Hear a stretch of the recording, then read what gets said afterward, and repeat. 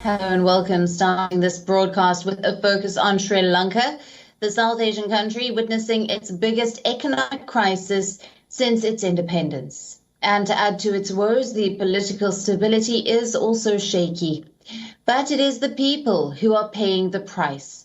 With no jobs, a crashing economy and uncertain future, the youth is out on the streets. The weeks-long protests are dominated by young women and men voicing their demands. First and foremost, the end of the Rajapaksa era. Today, on Labour Day, protests are planned across the island country. So far, both the Prime Minister and President have refused to step down.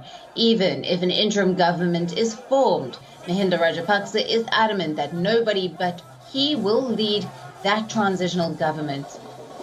So the opposition has decided to take matters into their own hands. Sri Lanka's leader of the opposition has confirmed that they will table a no-confidence motion against the Rajapaksa government during the next parliamentary session.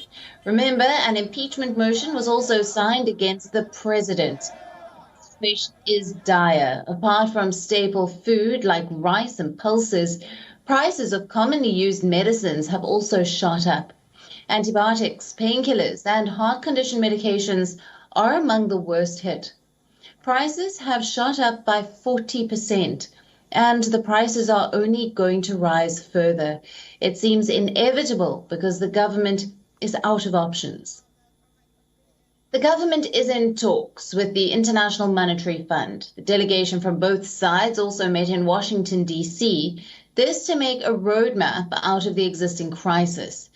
The high-stakes meeting concluded on the note that first, that there is an immediate need of restoring supply chains. Second, a temporary financing bridge needs to be established, at least until the time of a deal with the IMF is not secured.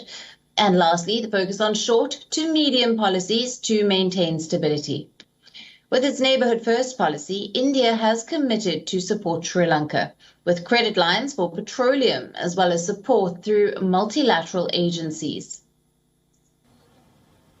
Our correspondent, Dasuni has been tracking the mass protests in Colombo for the past month. Take a look at her latest report.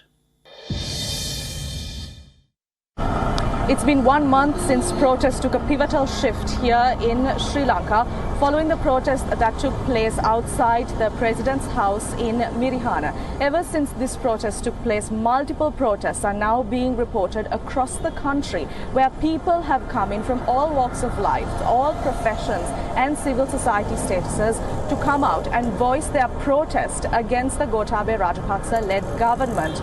Sri Lanka's economic crisis has since worsened with no solution in sight, and with the finance minister deeply looking at the International Monetary Fund for its only and last solution. However, discussions with the IMF are still at an early stage with no concrete solution still given for Sri Lankan officials by the IMF. Sri Lanka's economic crisis that has now turned into a political crisis has also seen divisions not only among the government but also among the opposition as well as parties within the current government. And as of recent, the latest development is that there appears to be a rift between President Gotabaya Rajapaksa as well as Prime Minister Mahinda Rajapaksa, who just refused to come to a common ground with regard to the future governance of Sri Lanka amidst a political as well as an economic crisis. Stay with WION as we bring you the very latest from here in Sri Lanka. Reporting from Colombo, I'm Dasuni. WION, now available in your country. Download the app now. Get all the news on the move.